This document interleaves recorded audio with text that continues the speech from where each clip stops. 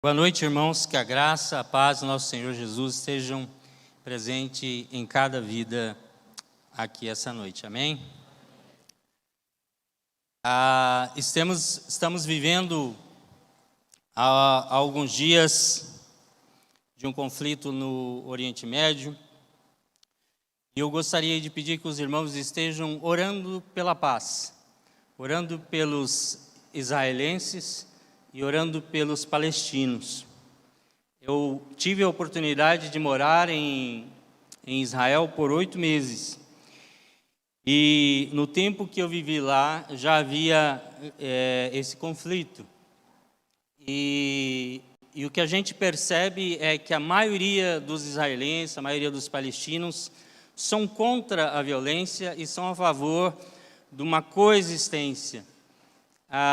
Mas existe alguns grupos extremistas, terroristas, como o Hamas, que têm tentado inflamar uma guerra através do ódio.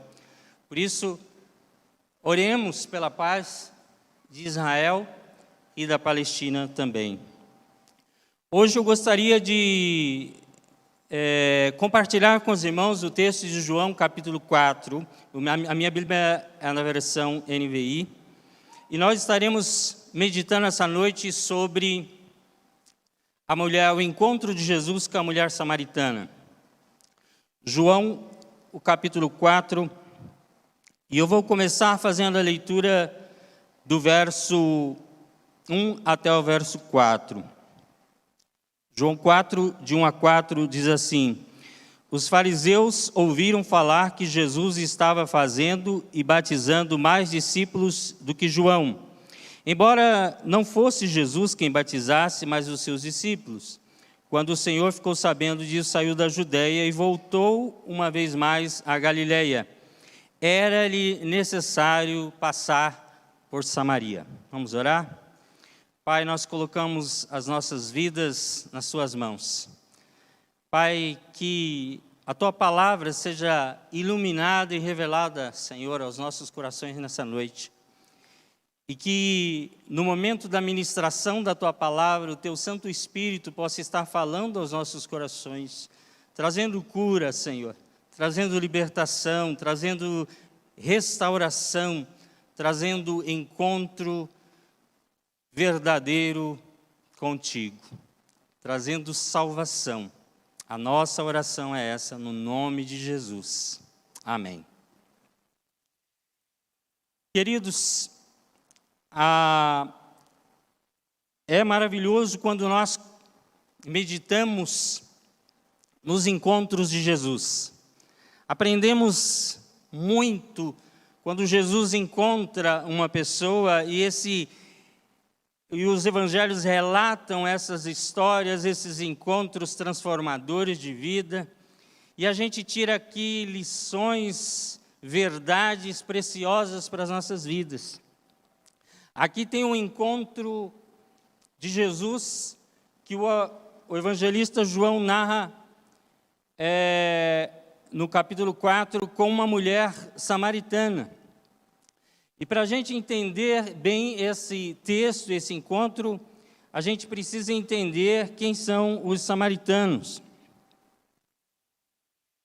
No tempo em que Israel existia como um reino unido, no tempo de Davi, de Salomão, Davi e Salomão governaram sobre as 12 tribos de Israel. Mas depois de Salomão, os seus filhos causaram uma divisão no reino de Israel. Então o reino de Israel ficou dividido com 2 tribos ao sul, Judá e Benjamim, e que a capital era Jerusalém, e 10 tribos ao norte, que ficou a capital como Samaria. Os filhos de Salomão foram Roboão e Jeroboão. Eles dividiram o reino. 10 tribos ficaram de um lado e 2 tribos ficaram de outro. As tribos do reino do sul, que era Judá e Benjamim, eles foram atacados e derrotados pelos babilônios. E o Império Babilônico tinha o costume de pegar os povos derrotados e levá-los como escravos, como cativos para a Babilônia. E assim aconteceu. Aquelas tribos foram levadas para a Babilônia, as tribos do sul. As 10 tribos do norte, que tinha capital Samaria, elas foram derrotadas por outro império, que era o assírio. E o exército assírio, o governo assírio, tinha uma metodologia de controle diferente. Eles não levavam os povos para serem escravos, mas eles traziam povos deles para habitar e coabitar com aquele povo que havia sido derrotado. E aí os assírios enviaram gente do seu povo para morar em Samaria. E ali eles se misturaram, eles tiveram filhos uns com os outros e eles criaram uma etnia diferente da etnia judaica. O povo que havia sido levado para a Babilônia permaneceu firme e não se misturou e nem se prostituiu nas suas práticas culturais e religiosas. Mas o povo que ficou em Samaria se misturou etnicamente e misturou a sua religião. Então ali se criou um conflito entre os judeus, que eram do Reino do Sul, e os samaritanos, que eram do Reino do Norte. Ali se criou uma desavença, ali se criou um conflito. O texto diz que Jesus estava na Judeia. No tempo de Jesus, Israel estava dividido agora em 2 províncias, Judeia ao sul e Galileia ao norte. E no meio estava Samaria, estavam os samaritanos. Os judeus não gostavam dos samaritanos, desprezavam os samaritanos, e chegavam a fazer orações diárias, dizendo: Senhor, obrigado, porque eu não nasci mulher, não nasci cachorro e não nasci samaritano. E quando eles queriam ofender alguém, chamavam de samaritano. Jesus, certa vez, foi chamado de samaritano e endemoniado. Quando disseram isso para Jesus, Jesus disse: eu não sou endemoniado. Jesus se sentiu ofendido com a palavra endemoniado, mas ele não se sentiu ofendido com a palavra samaritano, nem respondeu, nem ligou, porque ele não tinha nada contra os samaritanos. Essa desavença era deles. Jesus não tinha essa desavença com os samaritanos. E a palavra aí diz que Jesus estava na Galileia, e Jesus estava na Judeia, ao sul, e aí ele foi para o norte, a Galileia, e era-lhe necessário passar por Samaria. Não diz o texto exatamente porque era necessário que Jesus deveria passar por Samaria, mas a primeira questão a gente pode levantar, poderia ser uma questão geográfica. Se Samaria estava no meio e Jesus estava indo da Judeia para a Galileia, ele precisava passar por Samaria. A segunda questão que a gente pode levantar, e nessa eu acredito, era uma questão espiritual. Jesus, era preciso que ele passasse por Samaria, porque ele precisava ter um encontro com alguém, ou alguém precisava ter um encontro com ele, e esse alguém era uma mulher de Samaria. E conta o texto que Jesus foi para Samaria, e Jesus se assentou ali, junto a um poço que os samaritanos acreditavam que tinha sido construído pelo patriarca Jacó. E aí a gente tira a primeira verdade, a primeira lição para a nossa vida, desse encontro de Jesus com essa mulher samaritana, é que no coração do ser humano há uma sede que só pode ser saciada por Deus. Quando Jesus chega ali naquele lugar, numa cidade chamada Sicar, na província de Samaria, ele tem o seguinte diálogo, a partir do versículo 5, diz assim: assim chegou a uma cidade de Samaria chamada Sicar, perto das terras que Jacó dera a seu filho José. Havia ali o poço de Jacó. Jesus, cansado da viagem, sentou-se à beira do poço. Isso se deu por volta do meio-dia. Nisso veio uma mulher samaritana tirar água. Disse-lhe Jesus: dê-me um pouco de água. Os seus discípulos tinham ido à cidade comprar comida. A mulher samaritana lhe perguntou: como o Senhor, sendo judeu, pede a mim, uma samaritana, água para beber, pois os judeus não se dão bem com os samaritanos?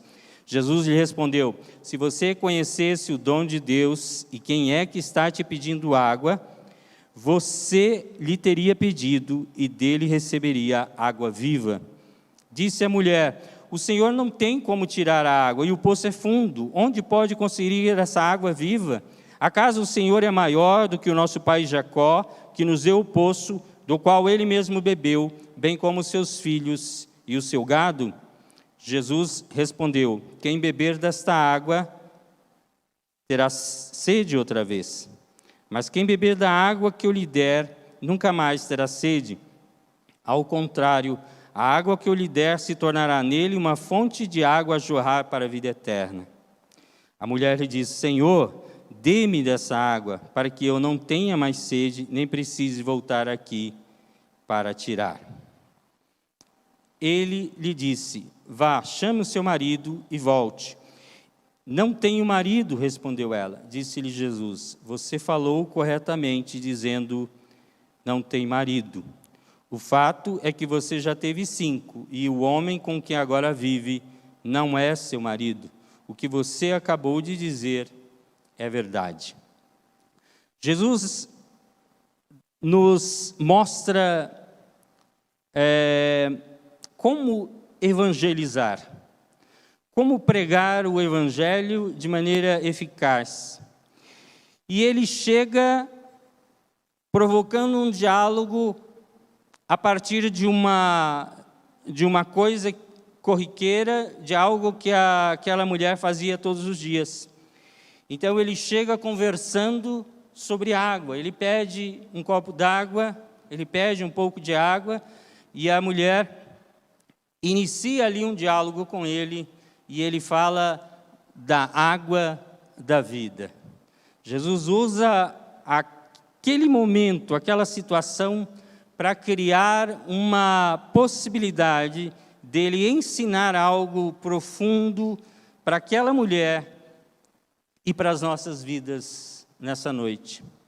Jesus mostra que nós precisamos de Deus, e nós nos saciamos em Deus, e nós nos realizamos em Deus.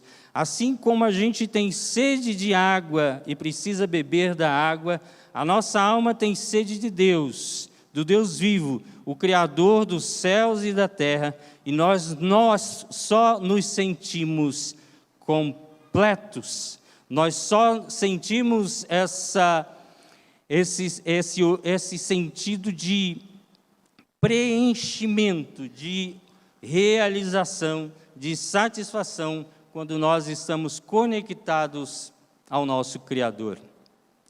Quando aquela mulher chega ali, e a palavra diz que ela chega por volta do meio-dia, os samaritanos eram pessoas desprezadas por todos os povos que viviam ao seu redor, principalmente os israelitas. E aquela mulher, mais ainda por ser uma mulher, que na cultura, naquela época, havia uma certa discriminação à pessoa feminina, e mais ainda pelo modo de vida que ela levava. Então aquela mulher, Jesus fala para ela que ela já tinha tido 5 maridos, o que não era convencional, não era normal para aquela época. uma mulher ter tido 5 relacionamentos e agora estava no 6º.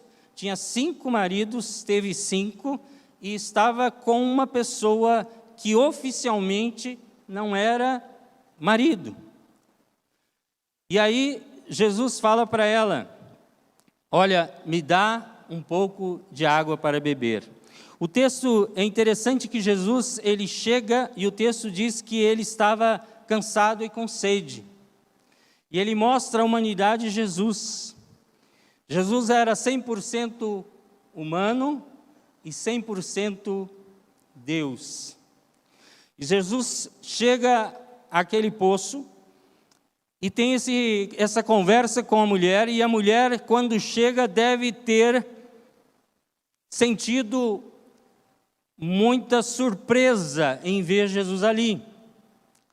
Ela provavelmente não era comum ir a buscar água ao meio-dia. Era o período mais quente do dia, não se buscava água ao meio-dia. E buscar água no poço era coisa de mulher naquela época. As mulheres levavam as águas para casa e para os seus maridos enquanto trabalhavam. Então, estar no poço ao meio-dia era uma forma, provavelmente, de evitar as outras mulheres. Ela evitava a presença, evitava a companhia de outros. Então, ia no período mais quente do dia. Quando chega lá, qual a surpresa dela ver que tem uma pessoa junto ao poço? E ela chega mais próximo e percebe que era um homem, o que não era comum. E daí ela chega mais próximo e percebe que era um judeu e que estava sozinho. A surpresa daquela mulher deve ter sido muito grande, de ver um homem judeu sozinho à beira daquele poço. E quando ela chega para pegar água, o homem diz: me dá um pouco de beber.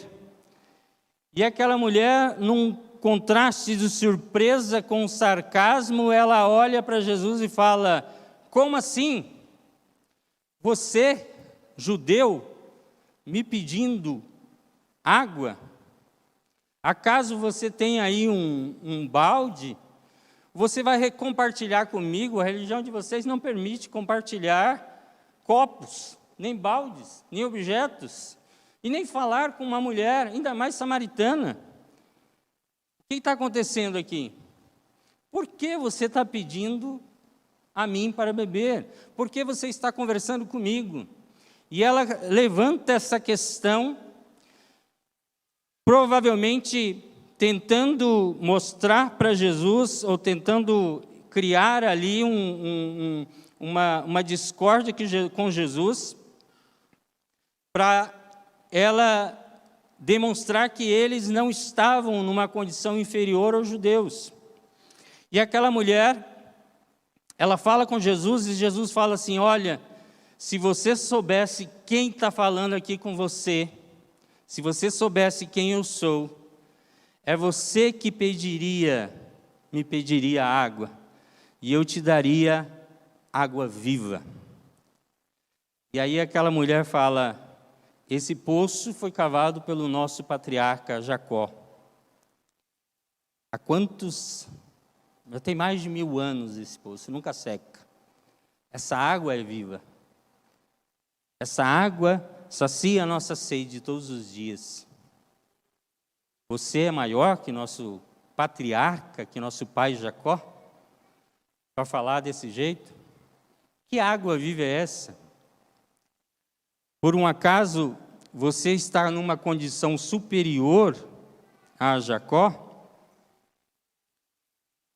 Como você, sendo judeu, pede a mim, samaritana, água para beber?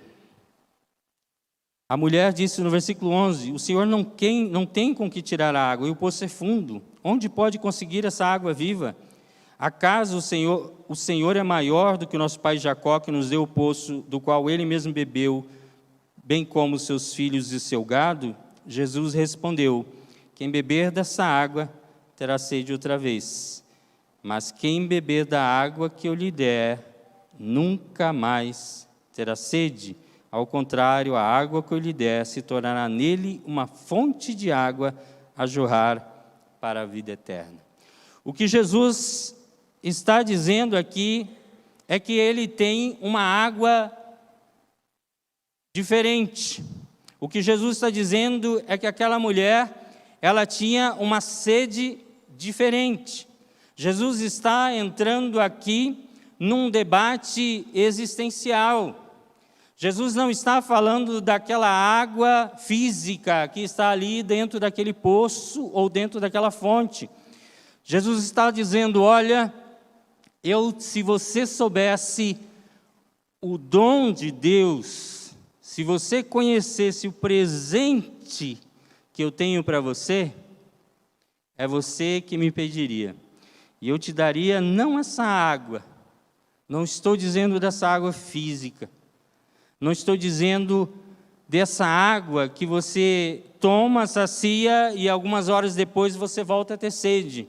Eu estou falando de uma água que vai trazer plenitude à sua vida. E essa plenitude é Deus. E essa plenitude nós só encontramos em Deus. E ela pode ser buscada e encontrada pela fé. Aquela água física, Jesus está dizendo para ela, olha, você vai continuar tendo sede e vai ficar voltando aqui para beber essa água. O que eu estou oferecendo para você é que eu quero criar dentro de você uma fonte de água. Eu quero criar dentro de você um manancial de água, para que você não volte a ter sede. Quantas vezes nós nos sentimos vazios? Quantas vezes nós vivemos sem sentido? Quando eu tinha 19 anos, a única coisa que eu queria da vida era que ela terminasse. Porque a crise de existir sem objetivo, sem sentido, estava me matando, estava me secando, estava me deixando árido por dentro, e a única coisa que eu conseguia pensar é que eu poderia buscar a Deus e Deus poderia resolver aquilo para mim.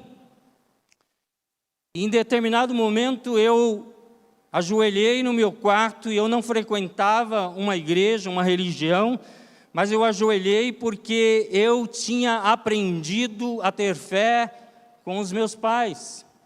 E quando eu ajoelhei e disse, Senhor, se Tu existes, se Tu és Pai, se Tu és verdadeiro, entra na minha vida e arranca esse vazio de dentro de mim.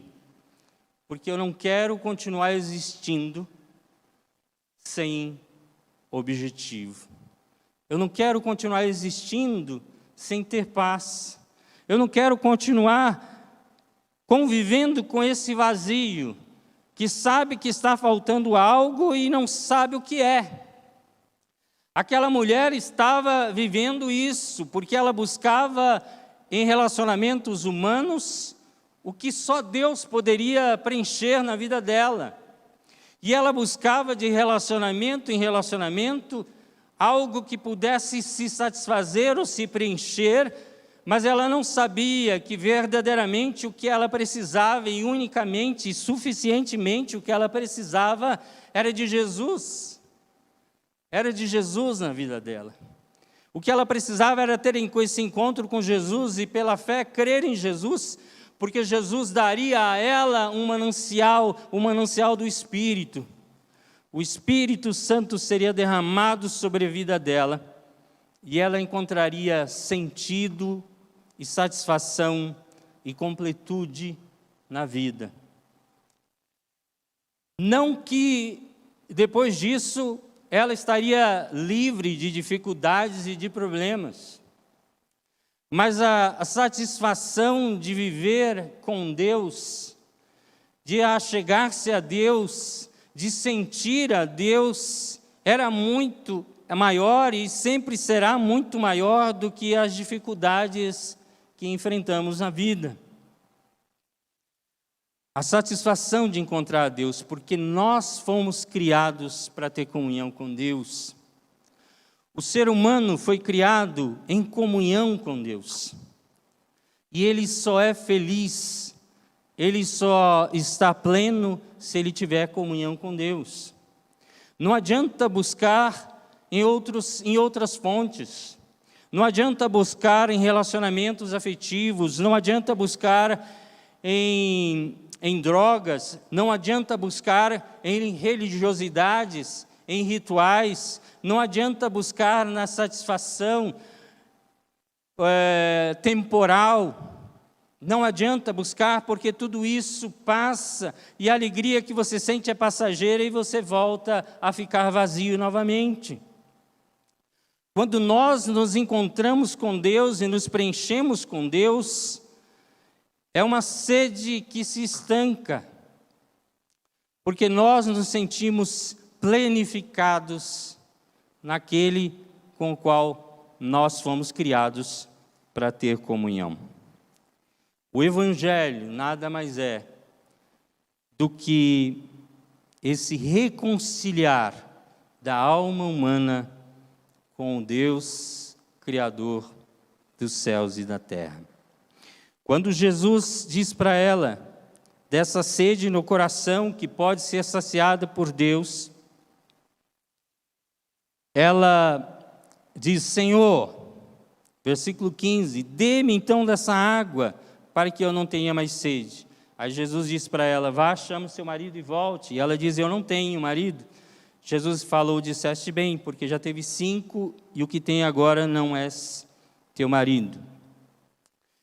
E aí aquela mulher percebe que Jesus era diferenciado. E ela diz assim: eu vejo que tu és profeta. E vamos entrar em outro assunto então.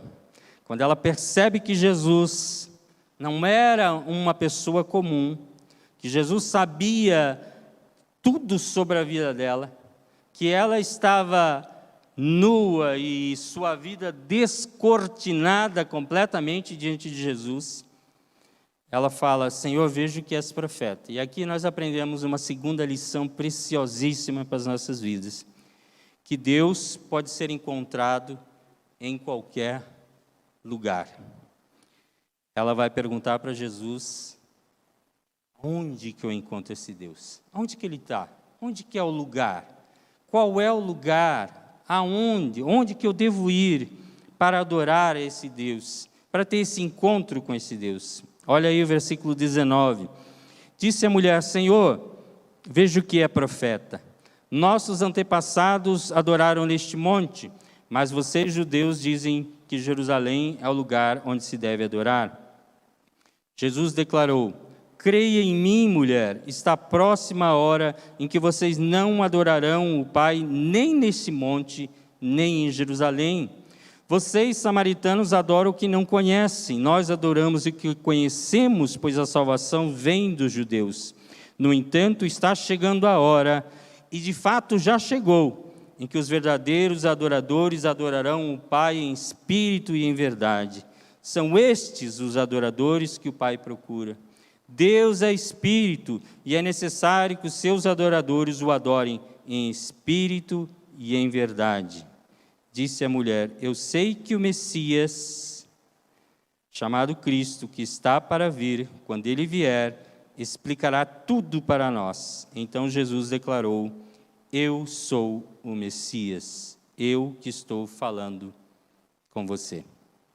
Aquela mulher, ela levanta uma questão teológica, e ela pergunta para Jesus: olha, nós temos um monte aqui. Jesus estava ali na cidade, numa região de Sicar, e Jesus estava ali conversando com ela num vale, e tinha 2 montes à sua frente, o Monte Gerizim e o Monte Ebal. O Monte Gerizim e o Monte Ebal a gente conhece lá de Deuteronômio, quando Moisés ordena que quando o povo entrasse na terra prometida e atravessasse o rio Jordão, eles deveriam declarar bênçãos sobre o monte Gerizim e as maldições da lei eles deveriam declarar sobre o monte Ebal. Então Ebal ficou conhecido como o monte da maldição e Gerizim como o monte da bênção.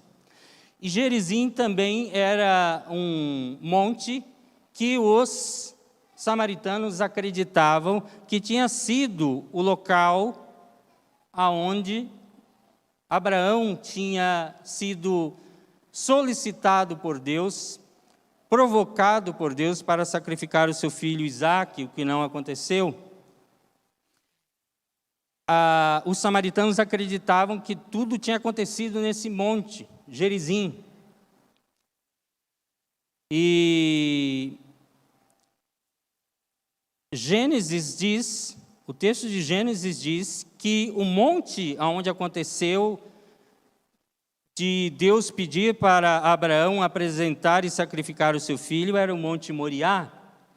E o Monte Moriá sempre foi reconhecido pelo povo judeu como aquele monte que está em Jerusalém, onde foi construído o Templo de Jerusalém. Então, o Templo de Jerusalém estava sob o Monte Moriá e Jesus estava ali ao pé de um monte chamado Gerizim. Em Gerizim havia também um templo. Os samaritanos adoravam a Deus no templo do monte Gerizim. Só que esse templo já não existia na época de Jesus. Ele foi construído por volta de 500 a.C., quando os judeus reconstruíram o templo de Jerusalém. Os samaritanos pediram para participar da reconstrução do templo de Jerusalém e Neemias disse não, só os judeus vão reconstruir. Então os samaritanos foram e construíram o templo em Gerizim. E esse templo durou algumas centenas de anos, porque ele foi destruído em 128 a.C., aproximadamente 128 a.C., esse templo foi destruído. Mas os samaritanos acreditavam que aquele era o lugar do templo da adoração, e que mesmo não estando o templo lá, aquele monte era um monte que se deveria buscar a Deus.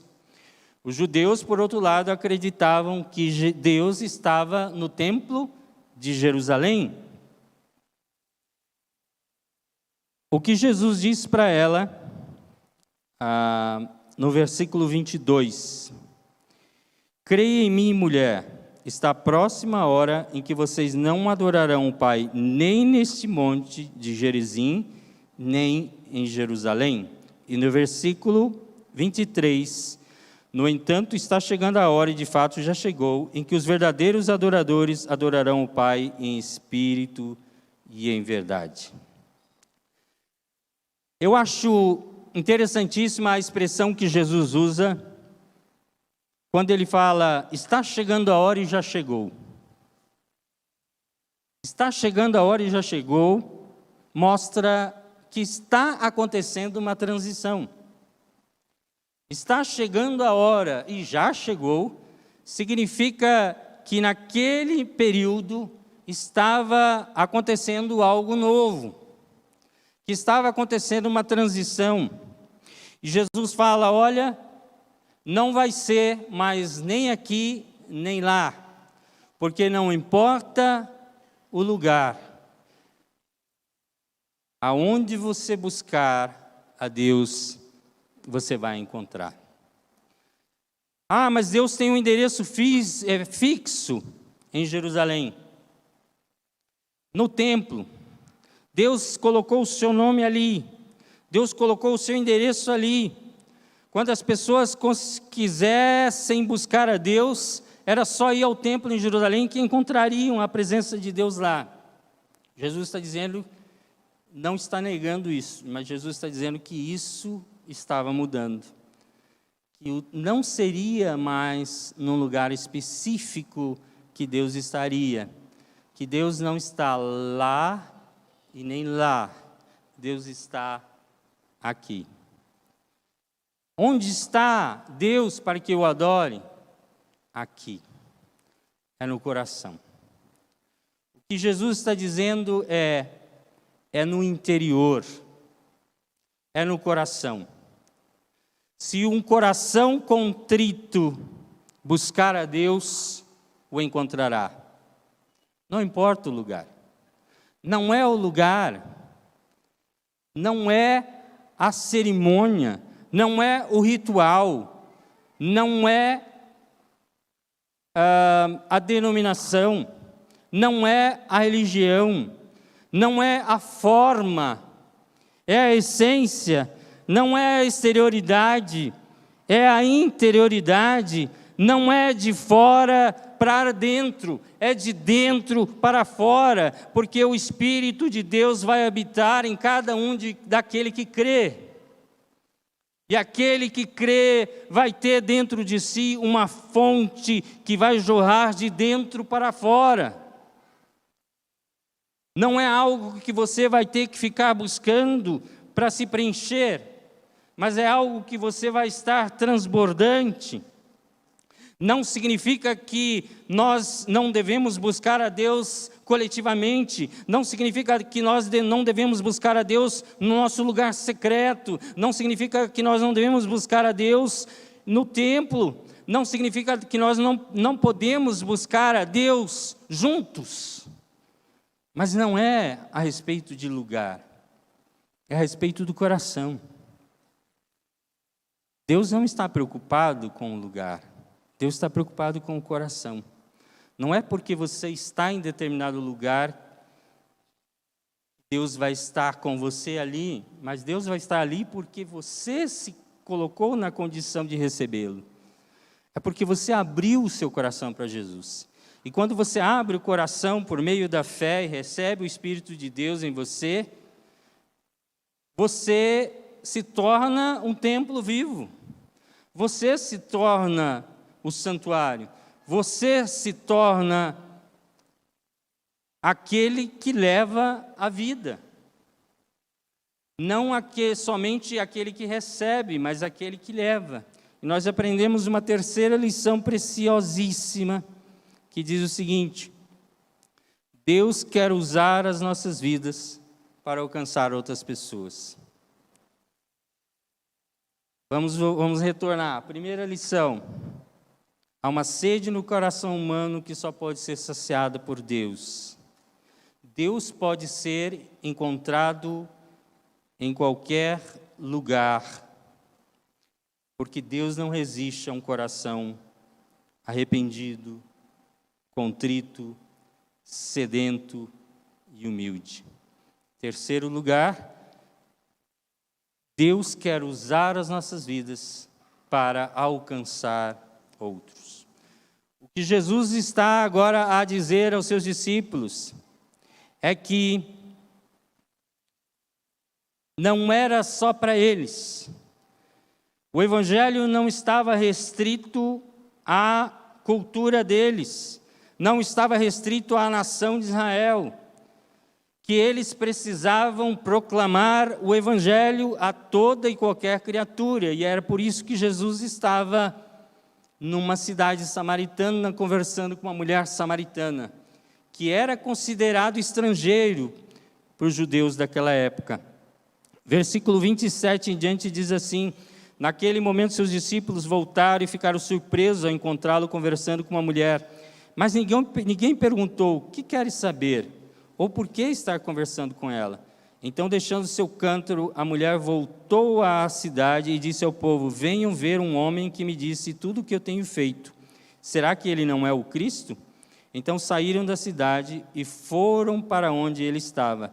Enquanto isso, os discípulos insistiam com ele: mestre, come alguma coisa. Mas ele lhes disse: tenho algo para comer que vocês não conhecem. Então os seus discípulos disseram uns aos outros: será que alguém trouxe alguma comida?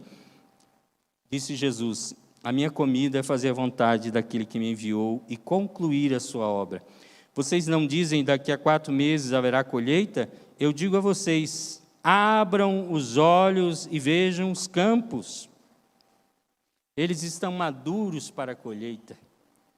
Jesus está a nos dizer essa noite: abra os olhos e veja os campos, eles estão maduros para serem colhidos. Aquele que colhe já recebe o seu salário e colhe fruto para a vida eterna, de forma que se alegram juntos o que semeia e o que colhe. Assim é verdadeiro o ditado: um semeia e outro colhe. Eu os enviei para colherem o que vocês não cultivaram. Outros realizaram o trabalho árduo e vocês vieram a usufruir do trabalho deles. Muitos samaritanos daquela cidade creram nele por causa do seguinte testemunho dado pela mulher: ele me disse tudo o que eu tenho feito. Assim, quando se aproximaram dele, os samaritanos insistiram que ficasse com eles, e ele ficou 2 dias. E por causa da sua palavra, muitos outros creram. E disseram à mulher: agora cremos não somente por causa do que você disse, pois nós mesmos o ouvimos e sabemos que este é realmente o Salvador do mundo. A mensagem de salvação, ela não pode se estancar em um vaso. Ela não pode parar em um poço. Ela tem que correr, ela tem que fluir. O que Jesus quer fazer em nós não é preencher a nossa alma com a existência de Deus. Não é dar sentido à nossa existência apenas, mas Ele quer usar a nossa vida como instrumento para alcançar outros. E quando Jesus fala para aquela mulher: chama a sua família, e tem aquele diálogo com aquela mulher, e ela percebe que Jesus era o Cristo, como Ele havia declarado, ela vai até a sua cidade, ela esquece aquela sede, ela esquece a água, ela esquece o cântaro, ela está motivada, ela está cheia de alegria, ela está sentindo que havia encontrado algo maravilhoso para a sua vida e que precisava compartilhar isso. E quando ela volta e compartilha com o seu povo. E os samaritanos vêm em peso e falam: por favor, fique conosco, nós queremos ouvi-lo. E Jesus fica ainda mais 2 dias naquela cidade. E aquele povo diz: olha, não é só pelo testemunho do que a mulher nos contou, mas nós temos visto que realmente esse é o Salvador do mundo. Jesus está dizendo para os seus discípulos: olha, vocês não plantaram, outros tiveram o trabalho árduo, os patriarcas estiveram aqui, eu estou plantando, estou vindo de Jerusalém, estou passando pela Judéia, estou passando pela Samaria, e estou indo para a Galileia e os confins da terra. Atos 1:8. Daqui a algum tempo, Atos 1:8, Jesus fala: olha, vocês serão minhas testemunhas, a começar em Jerusalém, Judéia, Samaria, os confins da terra. Jesus fez o percurso de Atos 1:8. Jesus está falando: olha, eu estou plantando, a verdadeira colheita vocês vão fazer quando eu derramar do Espírito Santo. Quando eu derramar da água viva sobre vocês, vocês estarão tão plenos dessa água viva que transbordarão e não poderão guardar esse tesouro só para vocês. Vocês precisam compartilhar, vocês precisam alcançar outros, e vocês vão passar por aqui, colhendo o que eu tenho plantado. E Jesus planta. Jesus plantou em Samaria. E algum tempo depois, Jesus, depois de ter se sacrificado por nós, derrama do Espírito Santo sobre as nossas vidas, sobre a vida dos discípulos, e eles saem evangelizando Jerusalém. Na primeira pregação de Pedro, 3.000 almas se convertem. E eles vão pela Judéia, Samaria e dali para os confins da terra. Para encerrar, eu gostaria de ler um texto que está em João, capítulo 7.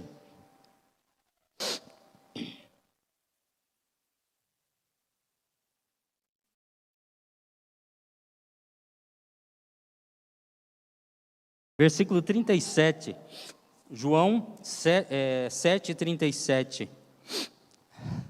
No último dia da festa de Pentecostes, aliás, dos tabernáculos,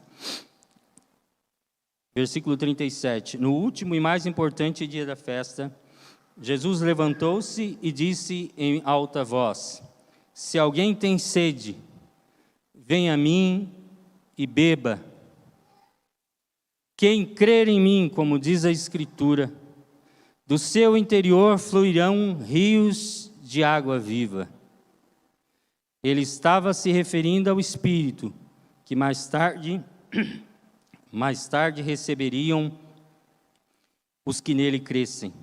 Até então o Espírito ainda não tinha sido dado, pois Jesus ainda não fora glorificado. Jesus se levanta no último dia da festa, a festa dos tabernáculos. A festa dos tabernáculos foi comemorada alguns dias atrás em Jerusalém. A festa dos tabernáculos era a festa das cabanas. Os judeus, os israelenses, eles constroem cabanas, constroem tendas nos quintais, nos terraços, e colocam sempre algumas aberturas, alguns buracos na parte de cima. E aquelas tendas servem para o povo relembrar o tempo em que o povo de Israel esteve no deserto. E eles comemoram essa libertação, que Deus esteve com eles o tempo que eles estiveram no deserto. E é por isso que se torna uma festa, porque os filhos falam, vamos construir a nossa tenda esse ano. E eles constroem a tenda, e os pais e os filhos vão morar, vão dormir naquela tenda, e eles olham para o teto daquela tenda e eles enxergam o céu. E eles ensinam aos filhos, olha, nossos antepassados passaram pelo deserto, dormiram no deserto, e quando eles olhavam, o teto que eles viam era o céu. E eles passaram dificuldades, mas Deus estava com eles. E quando você passa por uma festa de tabernáculos e relembra o deserto, dá sede. No último dia da festa, Jesus levanta a sua voz e diz, quem tem sede, venha a mim e beba. Como está a sua alma? Como está o seu coração? Está sedento de Deus? Talvez você não soubesse até hoje que o que você realmente precisa e tem buscado no seu dia a dia, na sua vida inteira, é Deus. E que esse vazio só pode ser preenchido por Deus. Como está o seu coração? Sedento? Abra os seus lábios e peça a Jesus que entre na sua vida, tome a direção e dê um sentido para ela. Deus quer dar um propósito para a nossa vida. E eu quero encerrar pedindo que o pastor Talib esteja aqui à frente e esteja fazendo essa oração final, essa oração intercessória. Se alguém aqui nessa noite tem buscado algo que não sabe o que é e tem sentido esse vazio e sempre sentido esse vazio e acha que no trabalho, nos relacionamentos, no dinheiro vai encontrar satisfação e nunca encontra, abra o teu coração para Jesus nessa noite.